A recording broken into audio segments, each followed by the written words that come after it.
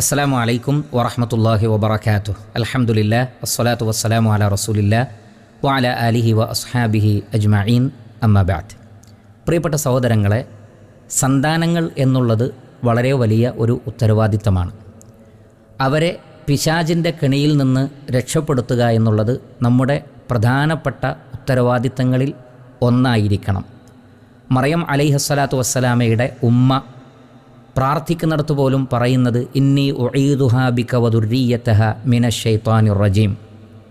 മറിയം ബീവിയെയും അതേപോലെ തന്നെ ഇനി മറിയം ബീവിക്ക് ഉണ്ടാകാൻ പോകുന്ന കുഞ്ഞിനെയും പിശാചിൻ്റെ ഉപദ്രവത്തിൽ നിന്ന് അള്ളാഹുവേ അവർക്ക് വേണ്ടി ഞാൻ നിന്നോട് അഭയം തേടുന്നു.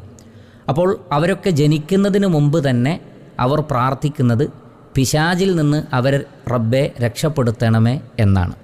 ഇമാം ബുഖാരിയും മുസ്ലിമും ഇബ്നു അബ്ബാസ് റളിയല്ലാഹു അൻഹുവിൽ നിന്ന് ഉദ്ധരിക്കുന്ന ഹദീസിൽ കാണാം, നബി സല്ലല്ലാഹു അലൈഹി വസല്ലമ പറയുകയാണ്, ഇന്ന അഹദഹും ഇദാ അറാദ അൻ യഅതിയ അഹ്ലഹു ഫഖാല ബിസ്മില്ലാഹ്.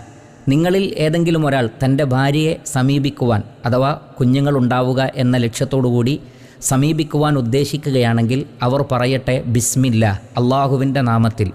അല്ലാഹുമ്മ ജന്നിബിന ശൈത്താൻ, അള്ളാഹുവേ ഞങ്ങളിൽ നിന്ന് പിശാചിനെ നീ അകറ്റണമേ.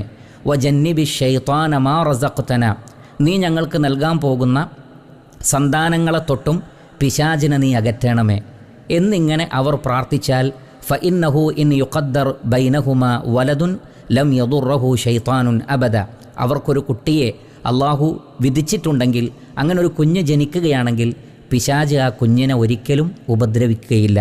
അപ്പോൾ നമ്മുടെ കുഞ്ഞുങ്ങളെ പിശാച് വഴിതെറ്റിക്കാതിരിക്കുവാനും പിശാച് ഉപദ്രവിക്കാതിരിക്കുവാനും നാം ഈ പ്രാർത്ഥന നിർവഹിക്കേണ്ടതാണ്. അതുകൊണ്ട് തന്നെ ബെഡ്റൂമിൽ ഈ ഒരു പ്രാർത്ഥന ദമ്പതികൾ പതിവാക്കണം. ബിസ്മില്ലാ അല്ലാഹുമ്മ ജന്നിബിന ശൈത്താൻ വജന്നിബി ശൈത്താന മാ റസഖ്തന. അല്ലാഹു സുബ്ഹാനഹു വ തആല അനുഗ്രഹിക്കട്ടെ.